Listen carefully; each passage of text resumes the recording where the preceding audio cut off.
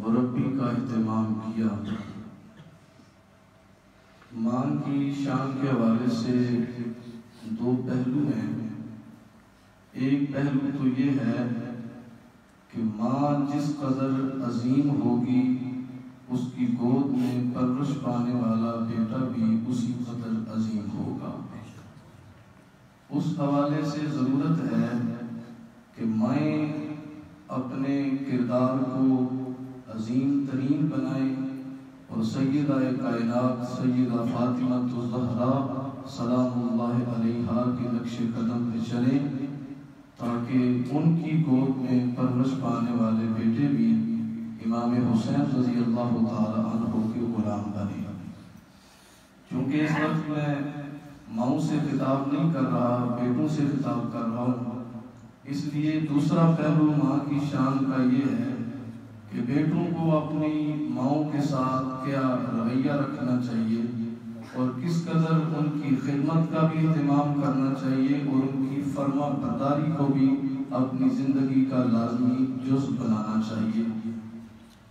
اور اس حوالے سے ایک اور بھی بات آپ اس میں ذہن میں رکھیں، جیسے میں نے کہا کہ میں بیٹوں سے ماوے گفتگو ہوں، ہر مرد اللہ تعالیٰ کے حکم اور رسول پاک صلی اللہ علیہ وسلم کی سنت پہ عمل کرتے ہوئے سنت نکاح بھی ادا کرتا ہے۔ تو رسول پاک صلی اللہ علیہ وسلم نے ارشاد فرمایا تنکح المرأة علی اربعۃ، چار وجوہات کی بنا پر کسی عورت سے شادی اور نکاح کیا جاتا ہے، لمالہا وحسبہا وجمالہا ودینہا فاظفر بذات الدین او کما قال علیہ الصلوۃ والسلام، حسن و جمال کی وجہ سے، مال و دولت کی وجہ سے، حسب و نسب کی وجہ سے اور دین کی وجہ سے، فرمایا اللہ تیرا بھلا کرے، دین والی عورت کا انتخاب کر کے دنیا میں بھی کامیاب ہو جا اور آخرت میں بھی کامیاب ہو جا۔ ماں کی فرما برداری کے حوالے سے ایک ہی بات آپ کی خدمت میں عرض کرنی ہے اور کہ شاید آخر میں جا کے آپ کو سمجھ آئے گی۔ سورۃ البقرہ کی 67 نمبر آیت تلاوت کی ہے۔ بنی اسرائیل میں ایک مالدار شخص تھا، جب وہ دنیا سے جانے کے قریب ہوا تو اس کا ایک ہی بیٹا تھا۔ اس کے چچا زاد بھائیوں نے اس اپنے بھائی کو جو اکیلا بیٹا تھا اس کو قتل کر دیا تاکہ یہ بیٹا ہمارے چچا کا یہ بھی نہ رہے اور ہم اپنے چچا کی ساری وراثت کے حقدار بن جائیں، مال سارے کا سارا ہم لے لیں۔ ایک دن قتل کیا یا رات کو قتل کیا، صبح خود ہی مدعی بن کر عدالت میں چلے گئے کہ ہمارے چچا زاد بھائی کے قتل کا قاتل معلوم کیا جائے۔ جب بات زیادہ بڑھی تو اللہ کے پیغمبر حضرت موسیٰ علیہ السلام کی بارگاہ میں کیس پیش ہوا۔ یہ ایک فطرتی بات ہے کہ جب میرے پاس کوئی دو بندے فیصلہ کروانے کے لیے آئیں تو میں ایک کو بغیر کسی بات کے فوراً ہی کہہ دوں کہ یہ سچا ہے یہ جھوٹا ہے، تو جس کو غلط کہا جائے گا وہ مجھے ماننے کے لیے تیار نہیں ہوگا، یا جس کے حق میں فیصلہ نہیں کیا جائے گا وہ میری عدالت پہ اعتماد نہیں رکھے گا، وہ کہے گا کہ انصاف صحیح نہیں ہوا ہے۔ اس لیے حضرت موسیٰ علیہ السلام نے خود جواب نہ دیا کہ یہ فلاں بندہ قاتل ہے، بلکہ اللہ کے حکم سے انہیں خود ہی ایک طریقہ بتایا۔ فرمایا یوں کرو، ایک گائے ذبح کرو اور گائے ذبح کر کے اس گائے کا گوشت اس مقتول کے جسم پر لگاؤ، یہ خود کھڑا ہو کے اپنے قاتل کا پتہ بتا دے گا، یہ خود بتائے گا کہ مجھے کس نے قتل کیا ہے۔ اب لگنے دیکھنے میں یہ بات واقعی عجیب سی لگتی ہے کہ ہم آئے ہیں قاتل کا پتہ لگانے کے لیے اور ہمیں حکم دیا جا رہا ہے کہ گائے کو ذبح کرو اور گائے ذبح کر کے اس کا گوشت مقتول کے ساتھ لگاؤ۔ قالوا اتتخذنا ہزوا قال اعوذ باللہ ان اکون من الجاہلین۔ فرمایا اللہ حکم دیتا ہے کہ ایک گائے کو ذبح کرو، کہنے لگے کہ آپ ہم سے مذاق کرتے ہیں۔ حضرت موسیٰ علیہ السلام نے فرمایا میں اللہ کی پناہ مانگتا ہوں کہ میں جاہلوں میں سے ہو جاؤں۔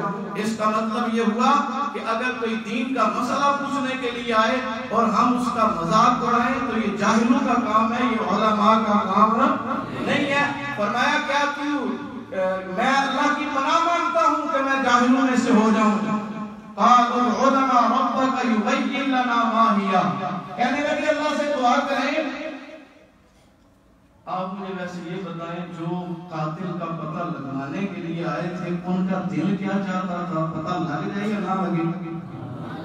सामने वाले बोले उनका दिल चाहता था कि पता ना लगे, इसलिए आगे से हुज्जत की, आगे से बात को बढ़ाया। कहने लगे अल्लाह से पूछते हैं कि वो गाय कैसी होनी चाहिए।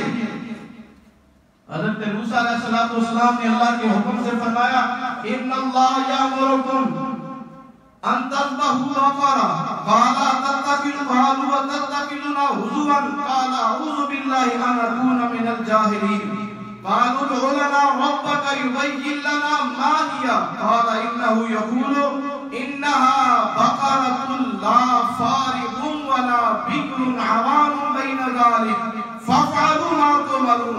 फरमाया अल्लाह हुक्म देता है कि वो गाय ना ज्यादा बूढ़ी होनी चाहिए, ना ज्यादा छोटी उम्र की होनी चाहिए, बल्कि दरमियानी उम्र की होनी चाहिए। इतना बयान करके ना फरमाया फ़फ़अलू मा तुमरून, आगे से फिर ना सवाल जवाब शुरू कर देना, जो हुक्म मिला है उसको पूरा करो और गाय को ज़िबा करके अपने कातिल का पता लगाओ।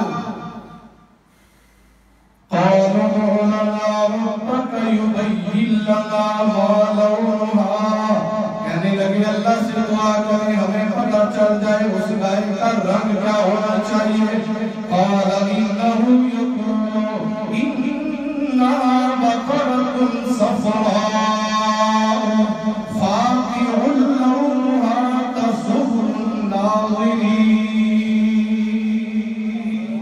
फरमाया अल्लाह फरमाता है कि वो गाय जर्द रंग की हो और गहरे जर्द रंग की हो,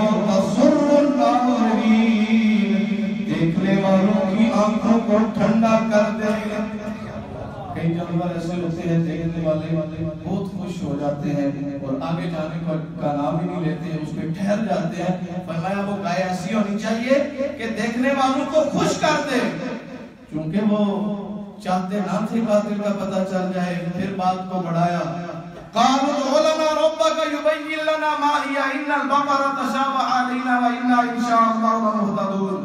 कहने लगे अल्लाह से दुआ कीजिए कि हमें फिर बताए गाय कैसी होनी चाहिए। आपने जो खसाइस बयान की है ये गाय तो हम पर मुश्तबे हो गई है, कोई शक वाली बात हो गई है, कोई समझ नहीं सही आ रही।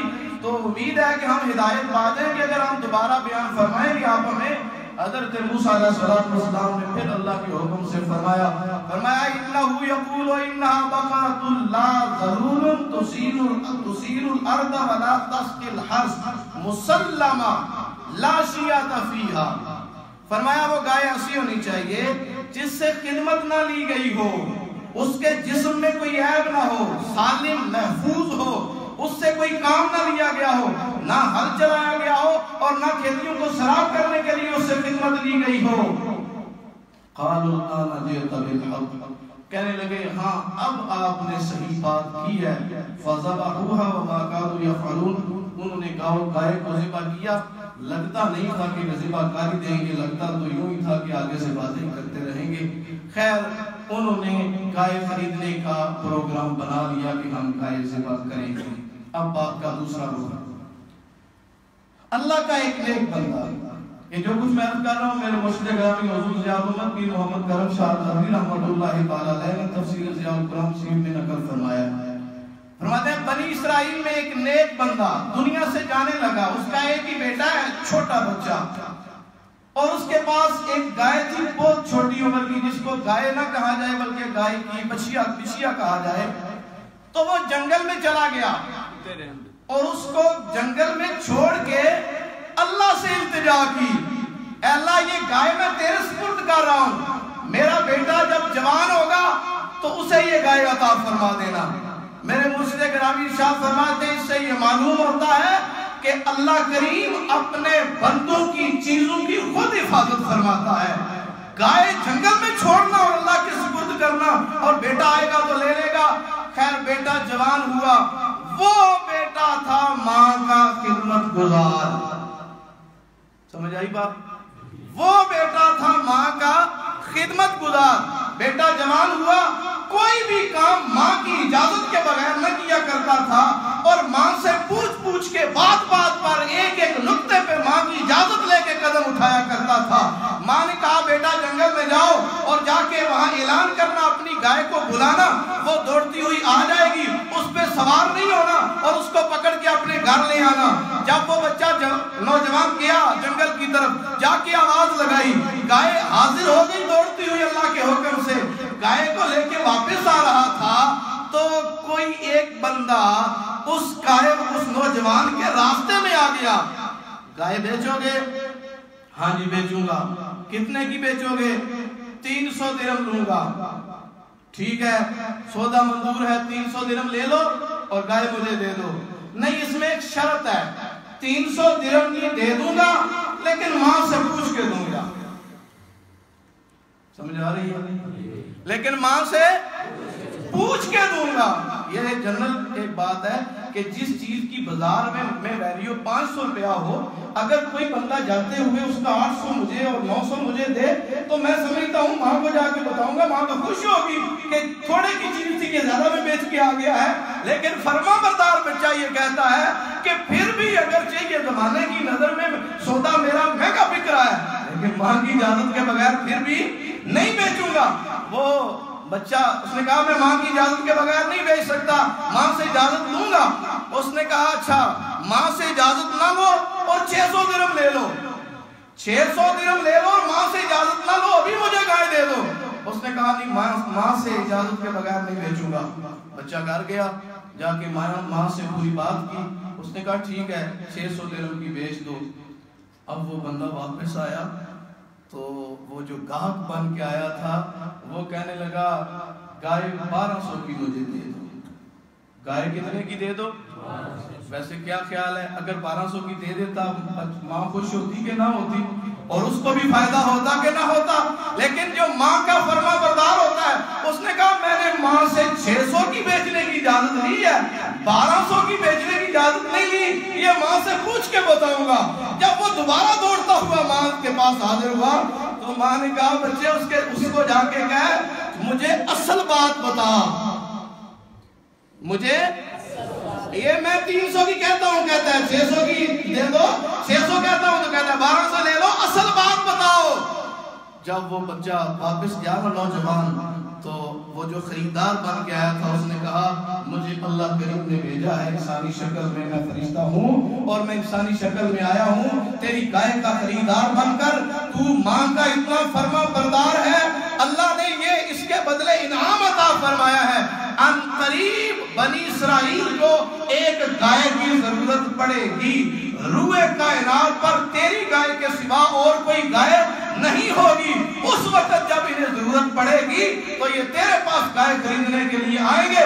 उस वक्त तू अपनी गाय की खाल के बराबर सोने का मुतालबा करना, ये उजरत मांगना कि गाय के बदले में गाय के बदन के बराबर मुझे सोना दो, और फिर गाय फरोख्त करना। वो मजबूर होंगे यकीनन, वो कीमत दे के गाय खरीद के चले जाएंगे। ये वो जो साफ पिछले वाकया में गाय के बयान किए गए हैं, गाय यूं तरह की होनी चाहिए, ये खसूसियात होनी चाहिए, ये उस जमाने में सिर्फ और सिर्फ उस गाय में खसूसियात पाई जाती थी जो यतीम बच्चे की थी, जो अब जवान हो चुका था। अब जब बनी इस्राइल को जरूरत पड़ी तो वो उनके पास गाय के खरीदार बन के गए, और फिर उन्होंने जिस तरह फरिश्ते ने बताया था उस तरह अपनी गाय की कीमत का मुतालबा किया। तो माँ की हुक्म की फर्मा बरदारी और एक एक कदम माँ से पूछ के उठाने की बरकत से अल्लाह ने दुनिया भी अता फरमा दी और आखिरत भी अता फरमा दी। हम इस नहज पे होते हैं, बूढ़ी माँ को क्या पता है कि पिछले जमाने की बातें करती है। हम जनरल नॉलेज रखते हैं और हमारे पास जदीद उलूम है।